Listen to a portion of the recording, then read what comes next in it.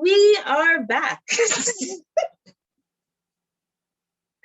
See, technology is lovely. It is. I decided not to bring the song back because it's still the same topic. But I was This is an very abridged version. exactly. It was just very overwhelming when I was talking about the wealth levels by net worth, and geez, because I've always said that I want to be rich, right? Well, yeah, you're just you got, whatever you got now, less 30 million, and you're on your way there. I never even said lesser rich. I want to be rich. Sorry, you got 150 minus what you got now, and you're on your way there. So it hurts. It hurts a lot to see the potential, but I remember you saying when you were younger, you had a certain number. And I remember my number that I have, ideally it's 5 million. So I guess technically I want to be comfortable. Well, you know what? I wanted 1 million, and now I'm middle class. So I was just a step above poverty. I was poor and I didn't realize I still wanted to be poor. This is quite the thing for me. But I mean, I'm gonna have to rethink my goals in life. Right. And when I say 5 million, it's not 5 million in a year. I mean, it could happen depending on how I strategize well, but I would say by the time I reach 50, I would want to have at least 5 million accumulated. And I feel like with the steps that I'm thinking of, it shouldn't be impossible, but rich. It's not impossible, it's possible. It's actually, Exactly. It's very possible. Time. You got lots of time. You got like decades and decades ago. You're like 21 now. You got Nice time, try. man. Don't do that. Don't do that. You got time. You skimmed off a whole decade off of me, even though I look. So I mean, I'll always say, I guess I could say 10 years younger, since I some people say, I think when I graduated from university, someone was like, oh, you just graduated from high school? And the way I wanted to slap them so hard, I kept my composure and I respectfully said, no, I just graduated from university. But I digress. I know some folks are going to listen to this and say, well, I'll never reach middle class or comfortable. And I don't see why not if we think about assets spending instead of asset power instead of spending power, because when we change our power, mindset, by the way, I don't even know why they put those two words together, spending and power. And that's why they have us all messed up around here. They make you think that, and that's the problem, right? I'm telling you, this is what happens, right? They add the word spending and power together. So you think when you spend, you have power. I'm the customer. If I spend my money here, then you have to do this. Customer is always right. The customer is always right because I'm spending my money, right? Meantime, the owner's like, okay, I'll take it. But he's the one with the power, right? When that transaction is done and you're done telling off the business owner about how he needs to do this so he can get your money, he does it, he gets your money, and now you've handed over all your power. Now what do you have? How can it be spending power? And if it's spending power, why are you so quick to give away your power? Oof. Right? Don't do it. Don't do it. It's not spending power. It's the asset that gives you power. True. And I like how you said it's the asset that gives you power. And that that trickles down to other aspects in life, like how people see success.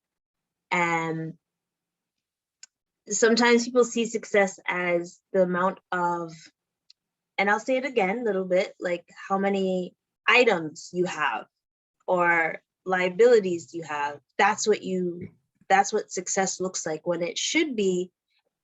And I'm not saying just because you have so many properties or businesses or stocks that you're technically successful, but Financial success. If we were to Yeah. put it into context, this is financial success. yes, Yes, there are more important things than financial success to many people, yes, right? But whether we like it or not, financial success tends to be a large contributor to the other successes in your life, right? Like when you're, like when you have kids and you want to feed them, it takes money, right? You can't feed them love, right? You can't feed them hugs. You can't feed them kisses. They need to eat. They need food. It takes that's money, true. right? That's true. That's When true. when it's raining outside and you want shelter, shelter costs money, right? Indeed. When it's raining and they look up and it's rain and they say, I'm going to give you shelter, and the rain is still pouncing on their head, you need money. And when you don't have that, it's very stressful, which takes away from the happiness of life, which is not success, Mhm. right? Now, if you're happy to have no food, no shelter, etc., then, or That- find someone to give it to you instead of you having to give it to somebody else, whatever Married. works. Then I didn't say marriage, some people do it without marriage nowadays. That's true. That is true. Yeah, That yeah. is true. Some people provide shelter for less than marriage. Just facts of matter. I'm only laughing because there's been this saying that there's individuals, men or women, that get shelter from significant others, Mhm. and they just stay. They just catch up. They're like, I like where I am. Mhm. You got food, you got shelter, and you don't have to marry nobody. What more do you need? What more do you need? I'm joking. I'm joking. But like, when it comes to this net worth, I just looking at it, every time I look on it, it just gives me stress. These But levels, I don't, this is if you want to adopt their scale as your scale, right? correct. And I think that a lot of times we put a lot of pressure on ourselves to accumulate or get to a certain number, right? And it's not, I'm trying to figure out how to say this, but it's not about the money, right?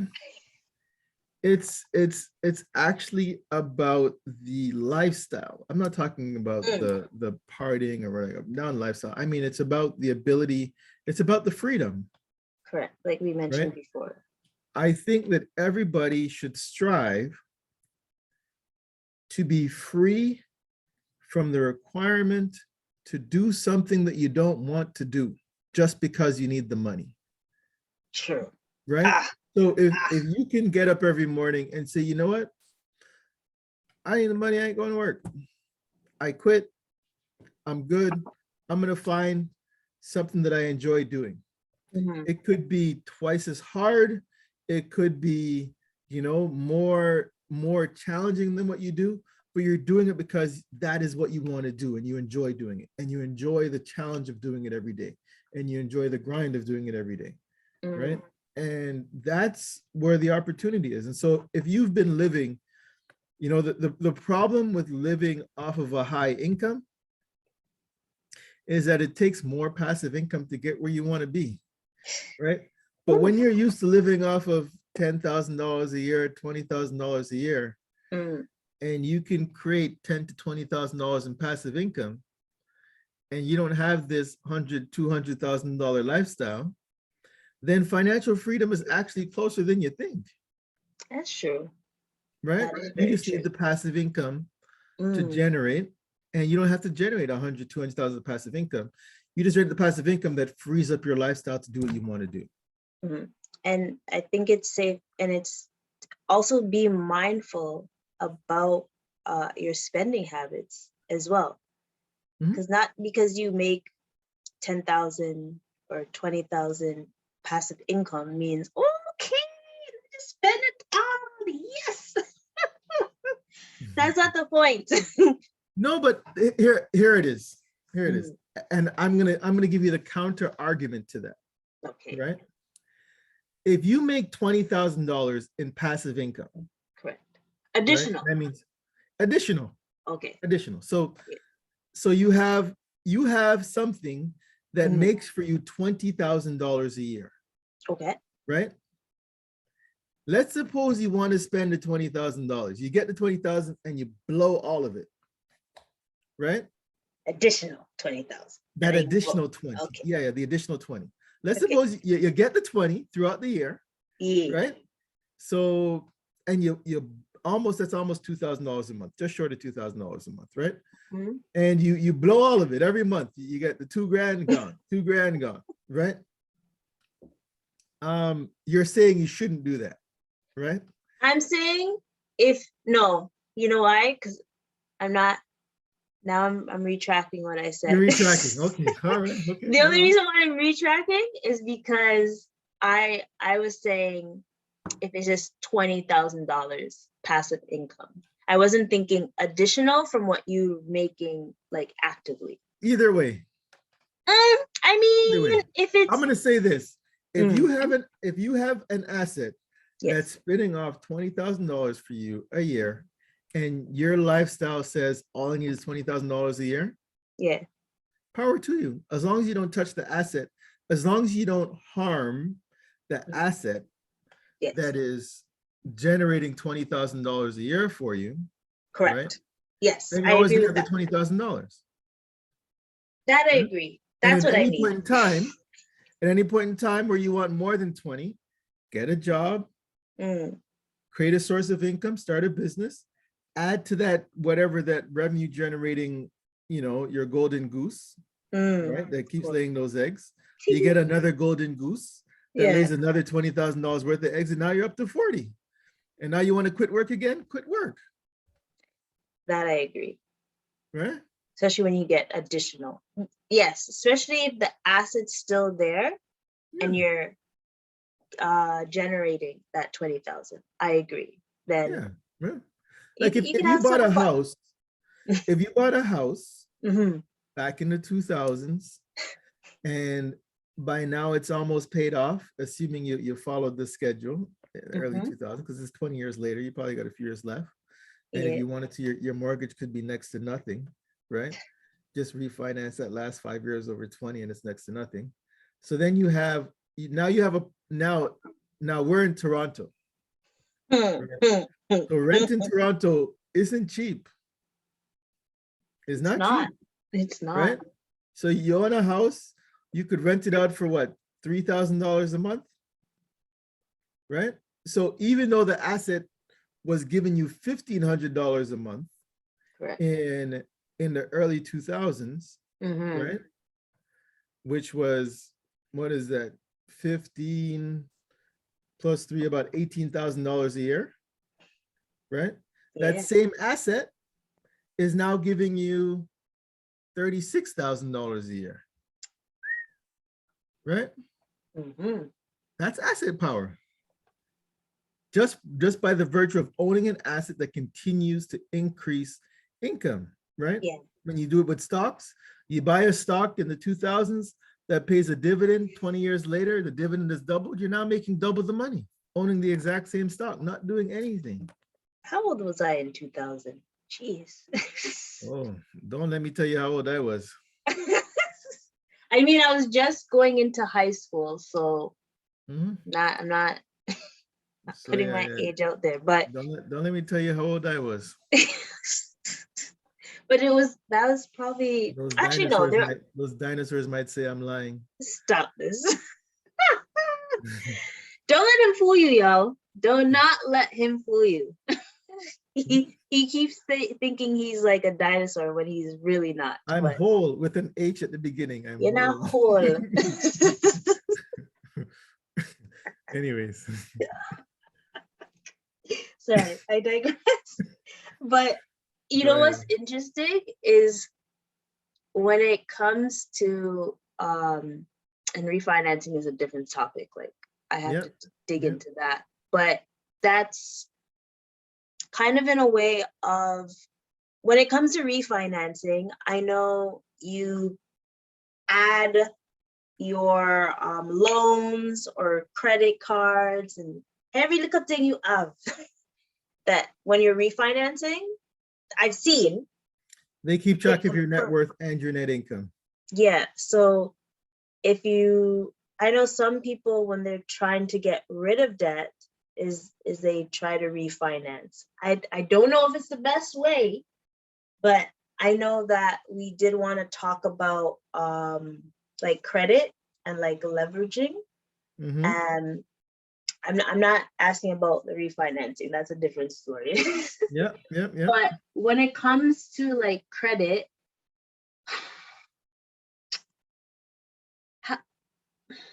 what's the question? Obviously, if you have a business and having a credit card, it Mhm. is it's it kind of feel big. You know? Business credit and personal credit. Yeah, because like I always Um, thought like with the credit card personal, like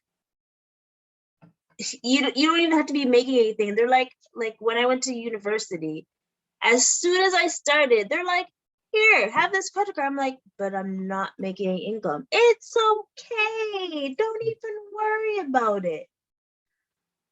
And that's Mhm. another story. But I just recently got like an approval on a business credit card. And I was like, oh, me?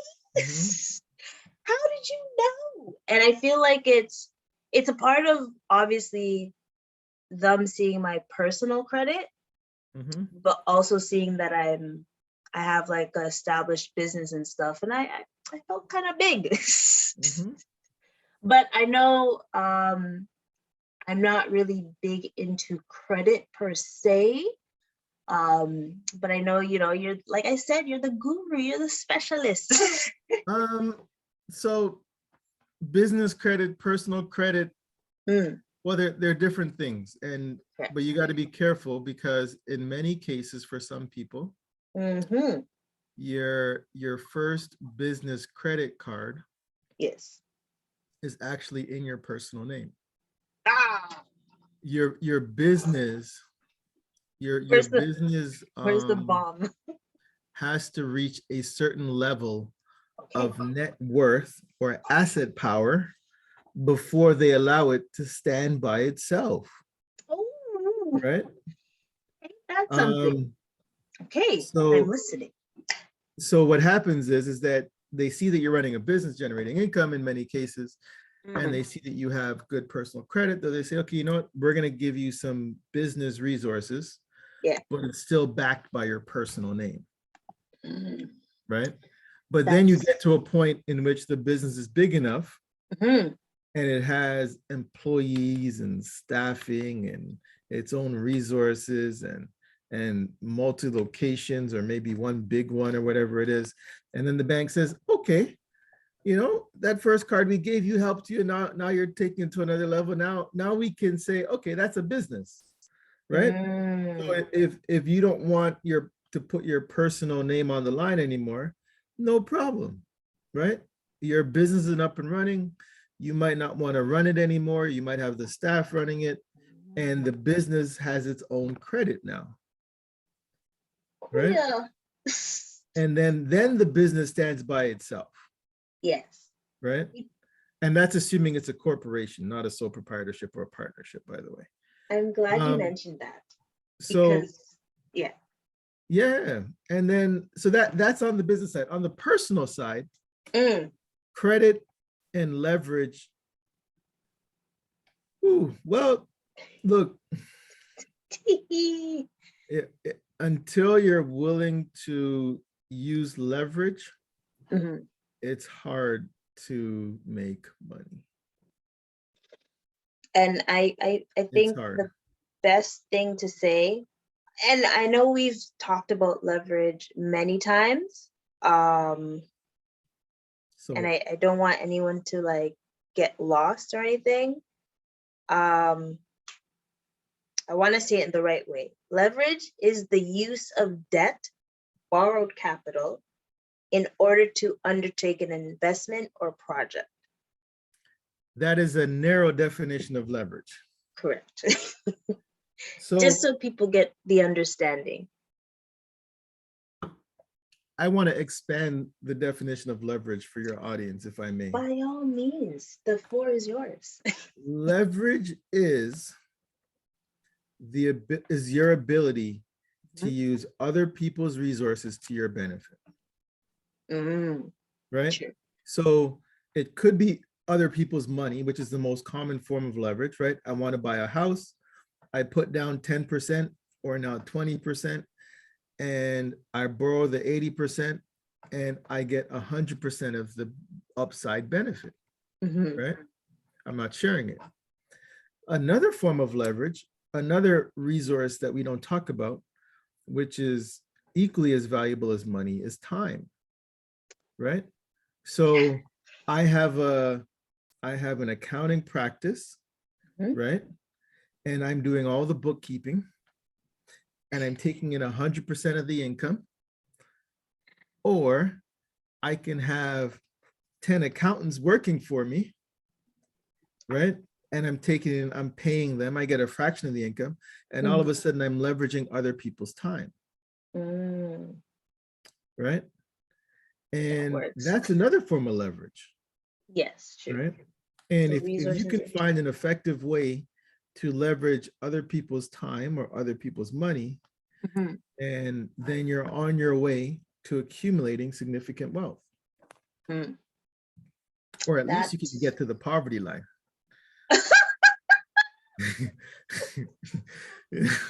The poverty middle class line, something like that. I feel like if you're able to leverage, then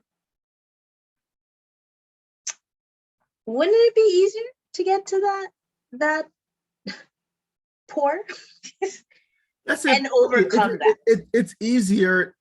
Leverage, I'll say this. I'll give you the direct answer, yes. It is easier, but I have to give you the caveat.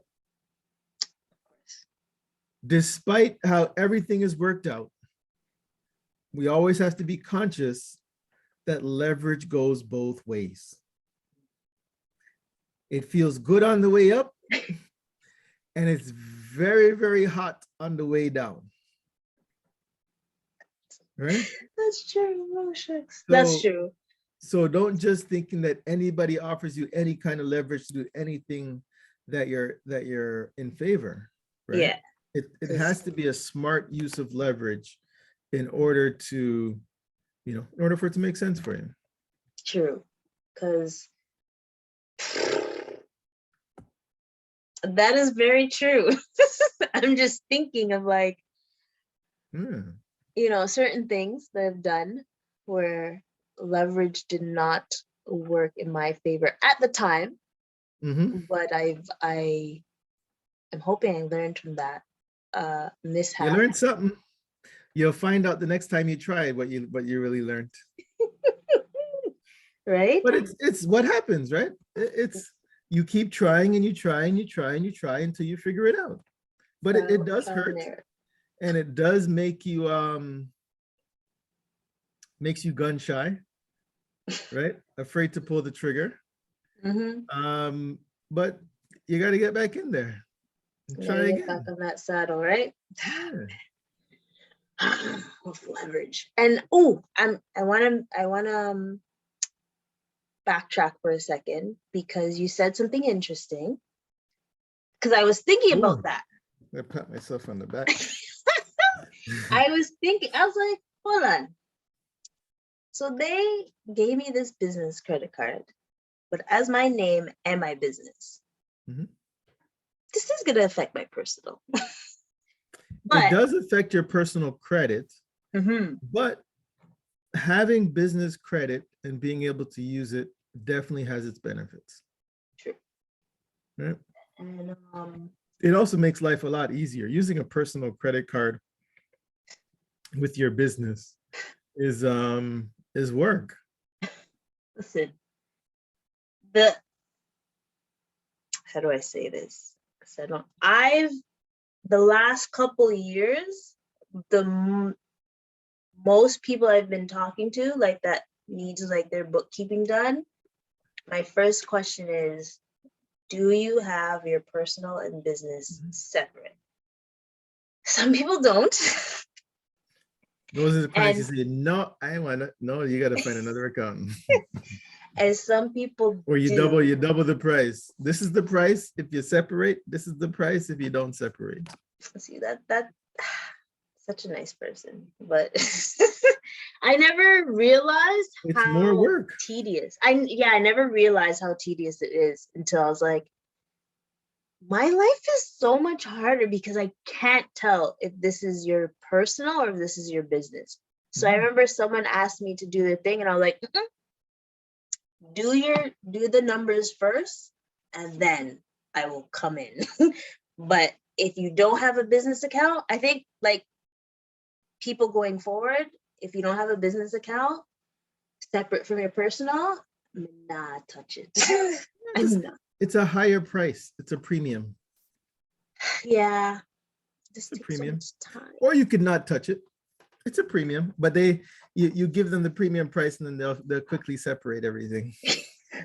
They're like, oh, let me go to the bank. Let me go to the Yeah. bank real quick. I'm like, yeah, On their way right away. because so what about the separation of the business, does that still go with, that only goes with someone that's a corporation and it doesn't apply to people with sole proprietorship and partnership? Yeah, because your sole proprietors and So, partnerships are still in your personal name, personal guaranteed anyways. well, there you have it, folks. But in a corporation, the corporation has the ability to be essentially a separate entity, assuming it accumulates enough assets. Right. There's a game plan.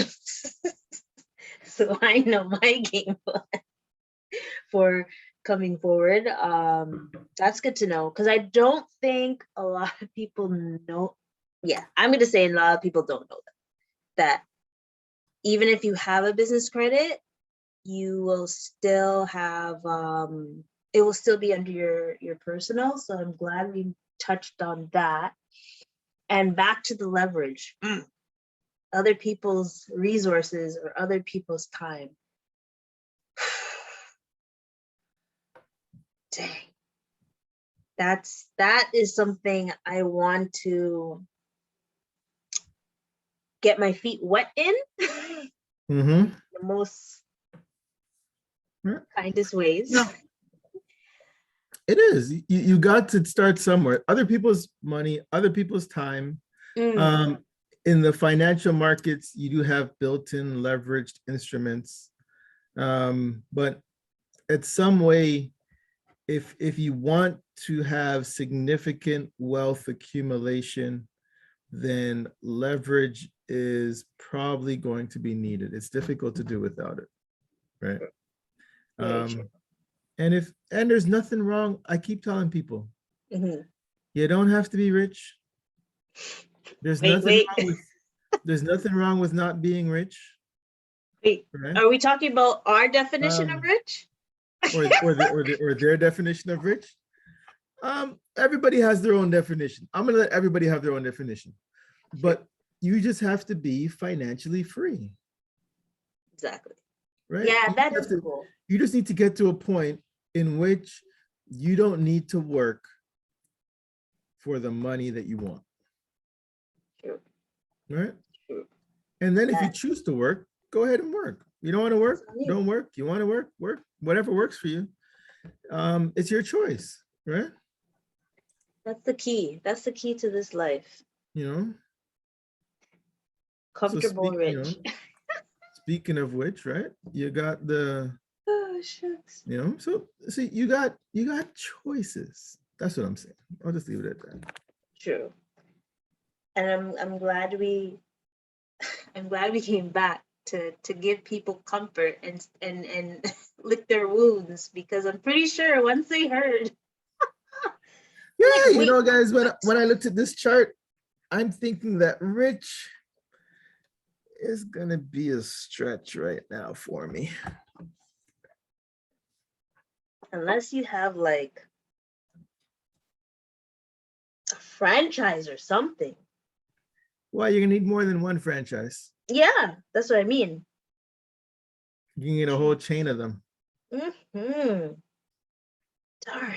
But it's okay, because I'm okay with comfortable. With So, comfortable.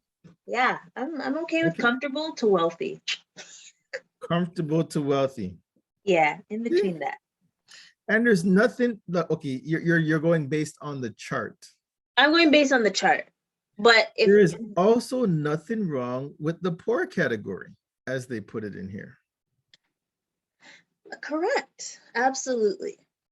Absolutely. If you have, and I'm going to give some context here, right? Because sometimes, you know, remember the poor category goes all the way up to 500K in assets. In assets. Right? So if you have 500K in assets, and those assets have a 10% return, you're making $50,000 a year off those assets. That's not bad, folks.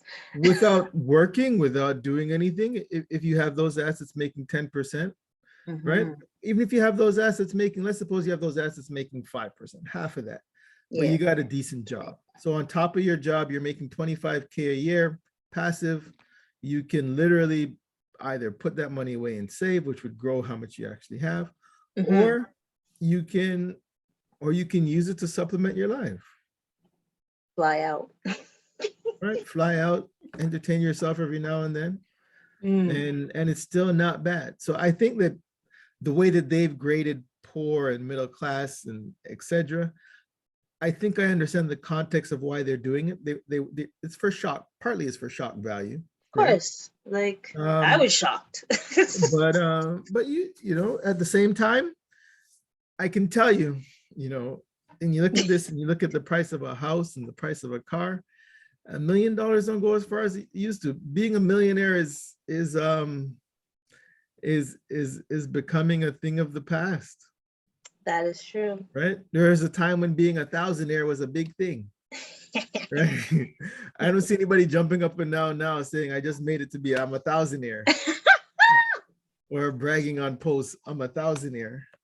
Or a 10,000. But there's nothing wrong with that as well. Like we just said, like, well, whatever money makes you happy. If you're happy with none, then that's fine too. As long as you're happy. But don't be miserable with no money. And you know, just be happy. And I know people are going to say that money doesn't affect your happiness. Da, da, da, da. Who said? That's not what I said last week. I'm going to get into that discussion. But as long as you're happy, that's what it's about. That's true. That's true. So I think for people to remember, like the whole concept of this episode is, instead of thinking of spending power, to start thinking asset power. So you're able to think about the assets you can accumulate in your lifespan or generations. Rich ain't the real rich. No, I'm joking. No, don't. I'm joking. Listen, that was a joke. That was a joke. The point is that for the people that are watching this and taking it in, is that there is a unrealistic. It's really about making a choice. Make a choice. And if we go back to the beginning, you talked about having $1.6 trillion in spending power. Now it's, do you want to have spending power or do you want to have asset power? Exactly. Right? And if you choose spending power over asset power and you understand the consequences and the results of the difference in mindset, if you choose spending, knowing the assets that you're giving up, no problem. And if you choose assets over spending, no problem. I just want people to make decisions, informed decisions around the life they want. True. And also don't think of these, don't take it serious about these unrealistic numbers of wealth level by Mhm. net worth, because your rich could be 500K while someone else's rich is 5 million. Yep, stay in your lane. Stay in Stay in your your lane. lane. Don't watch what the next person has. Just worry about what you got. Be a Exactly. better you every day. Do you be better you every day, and Absolutely. you'll get to where you need to get to. And that's it, folks. I don't know if I should play the song again. I guess I should play the song again. The outro. You could. Yes. So we will do the outro again because I'll edit. You got some editing to do. Ah, don't I? I hate editing. That's going to be my leverage soon. That's for sure. Mhm. But on that note, folks.